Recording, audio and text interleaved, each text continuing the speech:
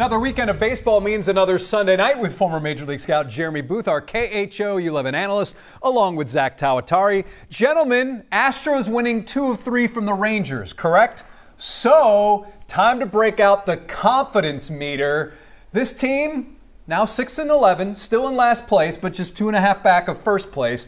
Where is your needle going on the confidence meter? You know, Red being the absolute worst, green being, I'm confident. So I've never been concerned about this team from the beginning. I have concerns about how they're using their personnel. Today was a little bit better.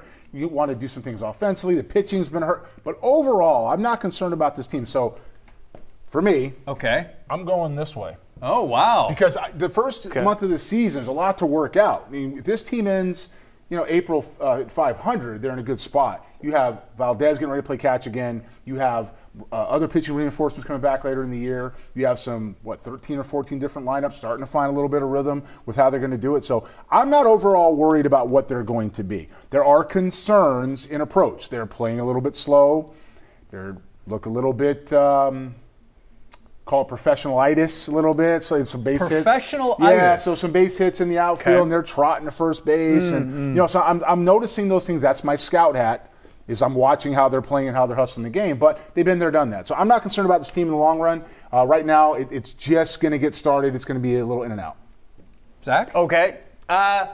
I've got more concerns than that. I'm gonna go right about here, maybe. Somewhere between yellow and red. And I'll tell you why. What's with the dog leg? That's like a hook. What, did you shank your driver? What's going on there? I took a dog leg yesterday after seeing Justin Verlander make his second rehab start. I just don't know what they're going to get back with him. I also worry about the elbow with Fromber because elbows are concerning. They start out as inflammation, they start out as a strain, and then more often than not, we see it turn into something bigger. And I'm not going to say what it could possibly be, who knows, but, it is concerning. I also worry about the fact that they constantly talk about, we go as the lineup goes with this team. Well, you're not going to score 8 runs every night. You're not going to score 9 runs every night. You have to be able to win by scoring 3, 4, 5 runs on a given night. And with the way that their rotation is throwing in general, besides Christian Javier, besides Ronel Blanco, I really just have a lot of question marks as to if they are going to get that much more production out of what they're getting right now.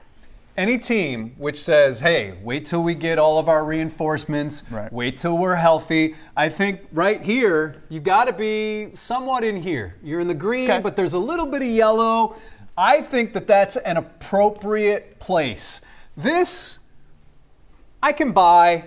This, I can somewhat buy, but I think splitting the difference between the two, Jeremy, is a nice compromise because you don't know what you're going to get when Garcia comes back and McCullers comes back and Verlander comes back and obviously when Fromber comes back. Yeah, that goes to usage though, right? Just with the lineup personnel, the pitching when they come back, McCullers got to go to the bullpen.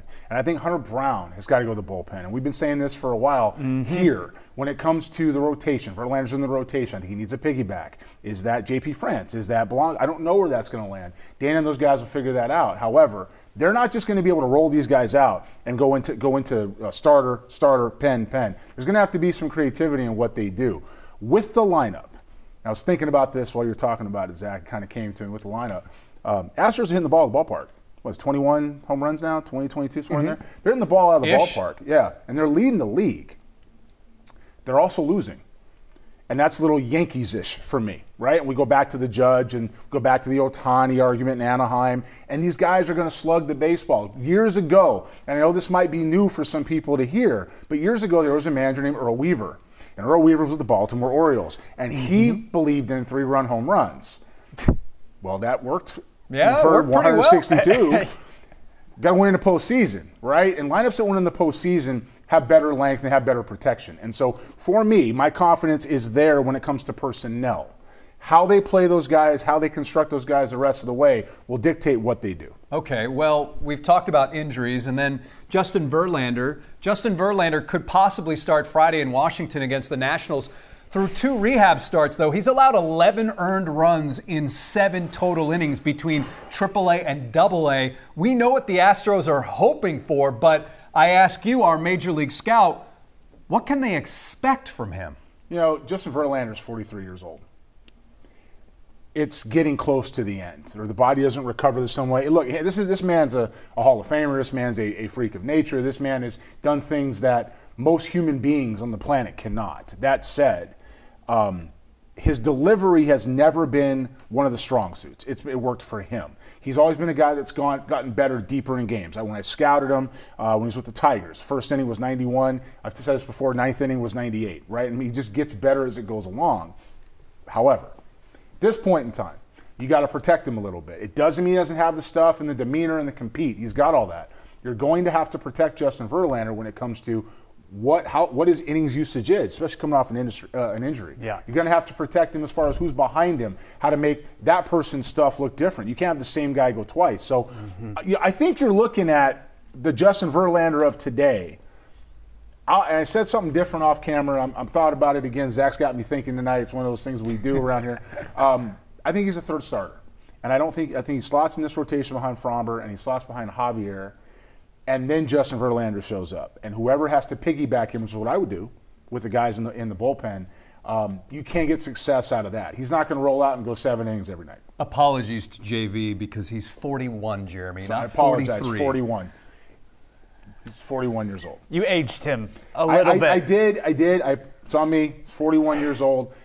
It's still a freak of nature that he's done. It's still a phenomenal athlete. It's a heck of a career.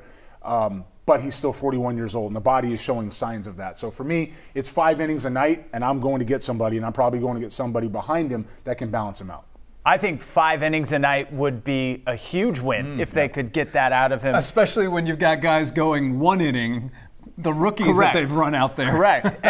And, you know, this is not a knock against Justin Verlander, to echo that point that you were making, because, again, he is a Hall of Famer. But when you watch him over these last 2 rehab starts, what is making anyone think that something is going to change between Saturday and potentially Friday when he could make his first start in the major leagues, aside from the fact that he's going to be facing better hitters, they're going to be higher stress pitches in general, and what concerns me the most is the way he looks. Everything looks like it is laborious, like he looks like he is max effort on every single pitch, and he looks tired. I don't know how else to say it. He just flat out looks tired.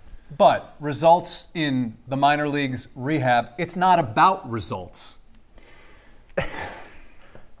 At least numbers. Well, he's down there working on getting healthy. He's down there working on getting his pitch count up. And so some of that's going to be execution. He knows he's not staying in Corpus. He knows he's not staying in Sugar Land. He's not trying to win a job here in Houston. He's trying to get healthy. For me, the how is the concern. It's not so much the results as far as, you know, the earned runs or what the breaking ball percentage is. It's the how. If he's getting turned around on his best stuff, that's a problem. If he is struggling through his start, that's a problem.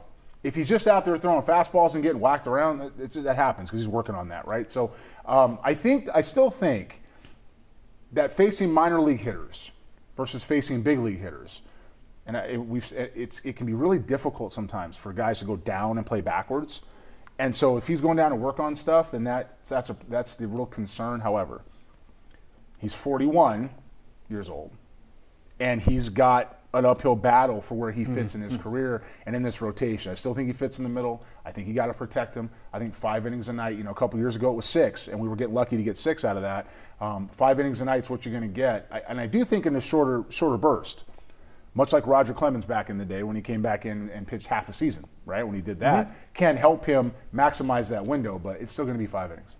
And now, the Astros will have the Atlanta Braves at Minute Maid. Spencer Arrighetti getting the start on Monday, his second big league appearance. Jeremy, as always, thanks for being here on Sports Extra. Great to be here.